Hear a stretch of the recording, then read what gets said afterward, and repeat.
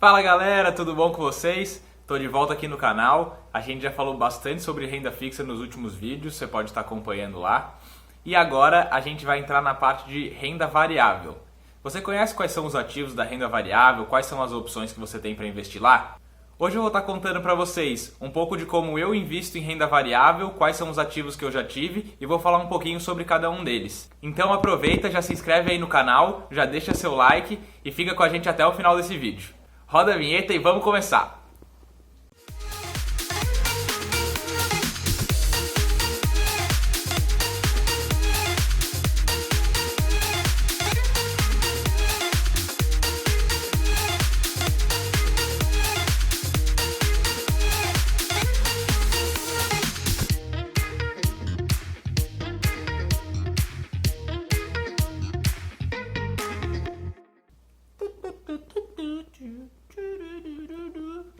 Então pessoal, hoje eu vou estar falando aqui especificamente sobre os ativos da renda variável que eu já me expus. Hoje tem muito material na internet, é muito fácil qualquer um falar sobre qualquer coisa.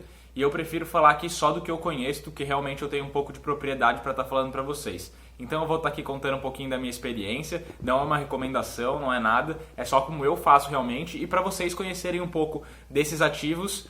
E se for da sua estratégia, se for do seu agrado, estarem começando a investir nessas opções de investimento. Eu vou começar então contando para vocês um pouquinho do que são os fundos de investimento e como eu comecei a investir neles.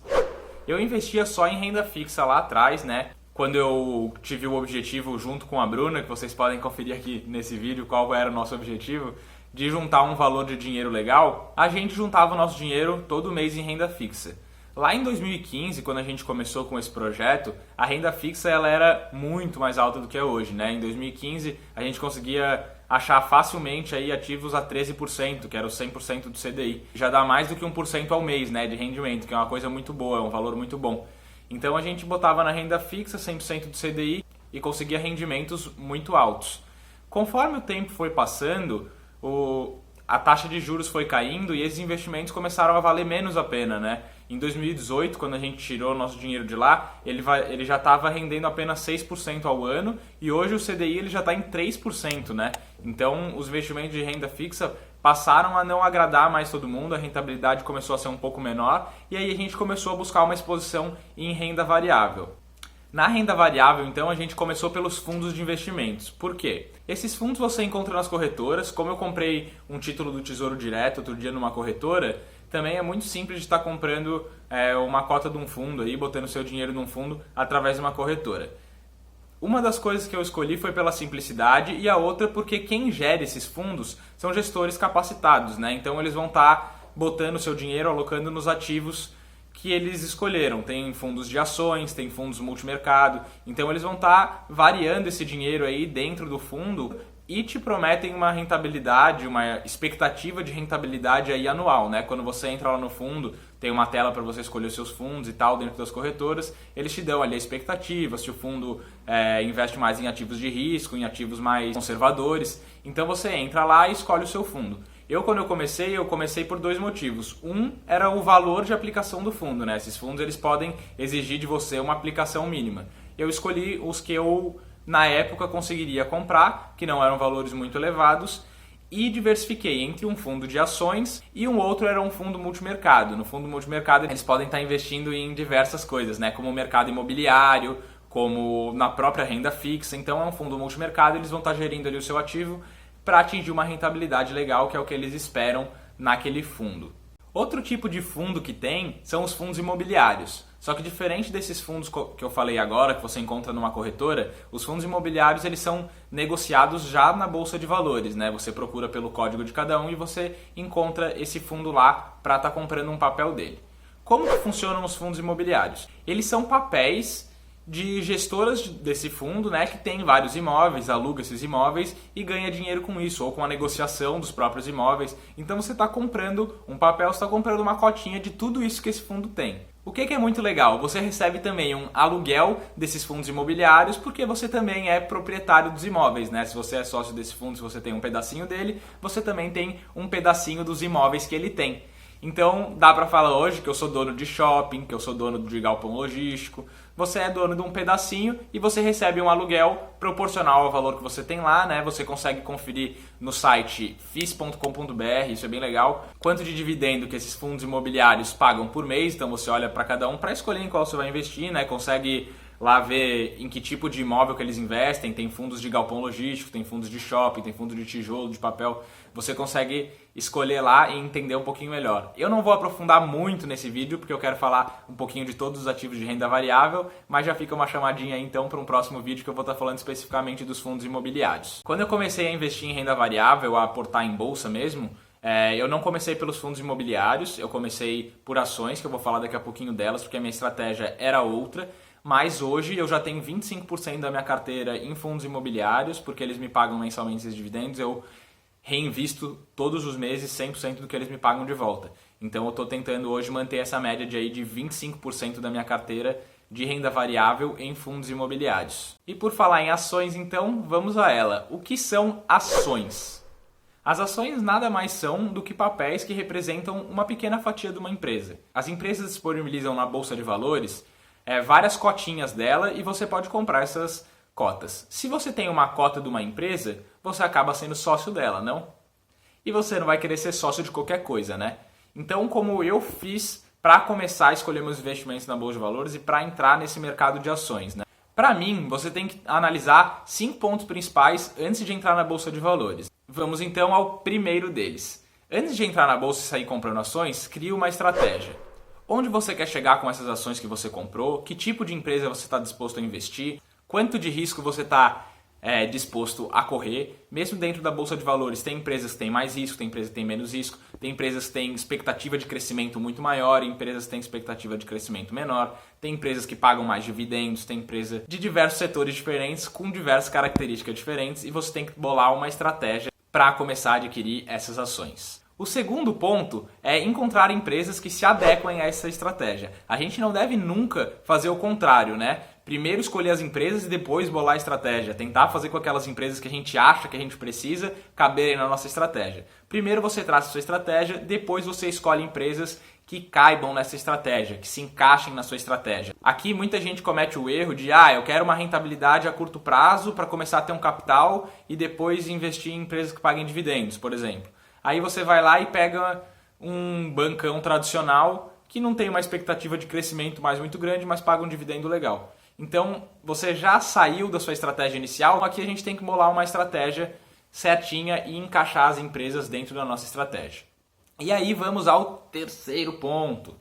Classifique essas empresas que você comprou. Qual delas você quer ter mais, qual você quer ter menos. Aqui a gente consegue balizar bem o risco que a gente quer correr. Se você quer correr um risco pequeno, por exemplo, de médio a pequeno, você precisa ter poucas empresas de possível alto crescimento e possível alta queda e muitas empresas já consolidadas no mercado e que vão estar ali estáveis e crescendo um pouquinho menos, mas crescendo com um pouco mais de estabilidade. Se você quer começar sendo arrojado e ter mais empresas de possível crescimento maior, porém possível queda maior, você classifica elas com uma nota maior. Então você classificando essas empresas, você sabe qual a porcentagem que você tem que ter em carteira de cada uma. Eu comecei lá, quando eu comecei a investir, eu escolhi 5 empresas, né? Eu escolhi a Magalu, o Banco Inter, a Centauro, a Sinqia e a Petrobras. Eu escolhi essas 5 empresas porque na minha cabeça elas se encaixavam ali na estratégia que eu montei e dentre elas eu classifiquei com uma nota para cada uma o quanto eu queria ter em carteira de cada uma, né? Então, por exemplo, eu dei uma nota 10 para uma e 5 para outra. Significa que eu tenho que ter o dobro de ações dessa que eu dei 10 e metade do que essa daqui para que eu dei 5, né? E a quarta dica é uma dica importantíssima. Comece com pouco. Como eu falei, eu escolhi essas 5 empresas lá atrás e eu comecei com um pouquinho em cada uma. E logo eu percebi que uma delas não se encaixava na minha estratégia e na minha ideia de investimentos, que era a Petrobras. Como eu falei ali, as outras 4, elas eram empresas de tecnologia, do ramo tecnológico, em ascensão, né, empresas que estão buscando captar mais mercado. E a Petrobras é uma empresa que tem participação estatal, um pouco mais travada, um pouco mais burocratizada. Mas estava muito se ouvindo falar na mídia que essa empresa ia começar a crescer com o novo governo, que ia ser privatizada, ia bombar a ação, não sei o quê. E eu fui nessa onda e comprei. Por sorte eu comprei pouco, eu saí ali dela com bem pouquinho de prejuízo porque eu tinha aportado bem pouco nela e é uma empresa que não me interessa, hoje eu já nem acompanho ela mais, por exemplo. Então por isso que é legal a gente começar com pouco, mesmo já com a nossa estratégia montada, que quando o nosso dinheiro está ali em risco mesmo, está em jogo, aí que a gente começa a perceber se essa empresa realmente faz sentido ou não faz sentido para nós. E a quinta dica que eu dou para começar é não diversifique mais o que você pode acompanhar. Isso aqui é muito importante. Às vezes a gente sai, para me expor a pouco risco eu vou diversificar, vou comprar 50 empresas, um pouquinho em cada uma, que daí se cair muito não me afeta muito, se crescer muito também não afeta muito. Aí você fica ali meio naquela estabilidade, mas isso é uma grande ilusão, né? A gente tem que ter empresas na carteira que a gente confia, empresas que a gente acredita, pelo menos essa é a minha filosofia de investimento, né? Que a gente acredita e que a gente consiga estar acompanhando. A gente tem que acompanhar os negócios. A gente está virando um sócio dessas empresas. A gente tem que saber o que está acontecendo na nossa empresa, né? Então, essa é a minha estratégia para entrar na bolsa de valores. E como eu faço para estar comprando efetivamente uma ação depois que eu já fiz esses 5 passos, defini minha estratégia, defini as empresas que eu quero ter? É bem simples, na verdade. A gente cria uma conta numa corretora de valores, busca pelo código da ação que a gente quer comprar, faz uma oferta pela ação e você acaba comprando essa ação, bem simples. Eu busco investir gratuitamente. Como eu mostrei no meu vídeo do Tesouro Direto, eu invisto no Tesouro pela XP porque é gratuito. Eu invisto em renda fixa pela XP porque eles não me cobram por isso, em fundos também.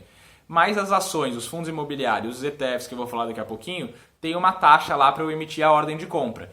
Por isso eu invisto pela Clear, não é propaganda aqui, eu invisto pela Clear porque eles não me cobram nada para eu estar fazendo essa compra. Cada ordem que eu faço é grátis, eu emito a ordem, comprei pelo preço que a ação está custando. Se eu tivesse que pagar pela ordem, eu teria que botar esse preço como o preço de aquisição da minha ação, né? E minha rentabilidade seria menor, eu teria mais tempo até recuperar esse investimento, porque eu invisto de pouco em pouco, eu compro poucas ações com valores pequenos por mês. Então, para mim, não é interessante nesse momento estar pagando por ordem, mesmo que eu tenha outros serviços, como um assessor específico para isso, que esteja me ajudando se eu pagar, mas não é meu interesse. Hoje, na minha carteira de renda variável, as ações elas ocupam 65% do meu capital investido em renda variável. Então eu tenho 65% em ações, 25% em fundos imobiliários e sobraram 10%. Esses 10% eu invisto num ETF específico, eu vou te explicar agora o que são os ETFs e por que eu invisto em um só deles. Os ETFs são fundos negociados em bolsa e normalmente esses fundos eles replicam algum índice.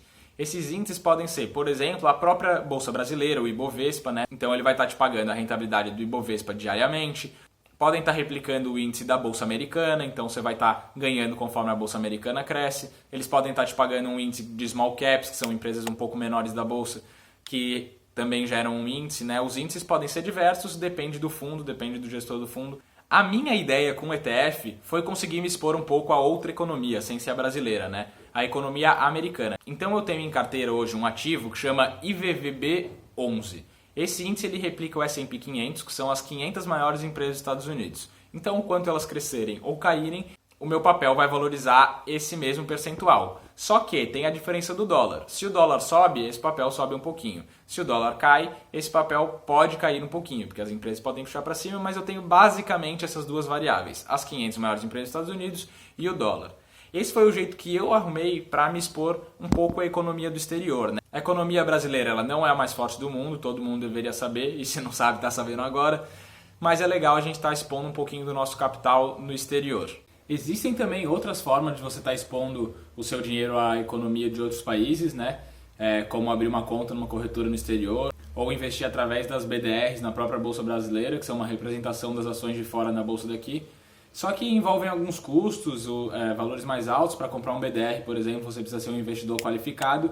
E eu optei por estar investindo apenas nesse ativo que é um ETF. Hoje, como eu falei, eu tenho 10% então da minha renda variável exposta ao exterior. Depois dessa crise eu comecei a rever algumas coisas, eu estou tentando aumentar esse percentual para 25%, reduzindo um pouco em ações aqui da Bolsa Brasileira e mantendo os fundos imobiliários que nem tá. E esse ativo é uma opção viável porque ele tem custo aí, eu já paguei 140, eu já paguei 180, hoje ele está 170. Então você tem aí um preço acessível, dá para ir comprando mês a mês, vai comprando um pouquinho e vai balanceando essa carteira com esse tipo de ativo também. Hoje então eu trouxe aí para vocês um pouquinho dos ativos que eu já investi, do que eu tenho em carteira hoje ainda, trouxe um pouco aí a percentuagem de como eu divido esses ativos na minha parcela de renda variável. Isso não é uma recomendação, né? É só como eu faço mesmo, você tem que estar desenvolvendo aí a sua própria estratégia, vendo como que você vai querer operar com o seu dinheiro, mas eu trouxe aí algumas opções e como elas funcionam para você estar entendendo um pouquinho mais desse mercado. Nos próximos vídeos eu vou estar trazendo mais especificamente cada um desses, vou estar ensinando como comprar cada um desses também, como abrir uma conta numa corretora, como dentro da corretora operar, como funcionam os códigos das ações, dos fundos imobiliários, dos ETFs. Então, se você gostou desse conteúdo, segue acompanhando a gente aí, se inscreve no canal, assiste os vídeos aqui das nossas outras aulas. Às vezes a renda variável não é para você, se prefere estar investindo na renda fixa, eu já falei sobre isso aqui nas outras aulas. E continue com a gente, beleza? Falou, é nóis!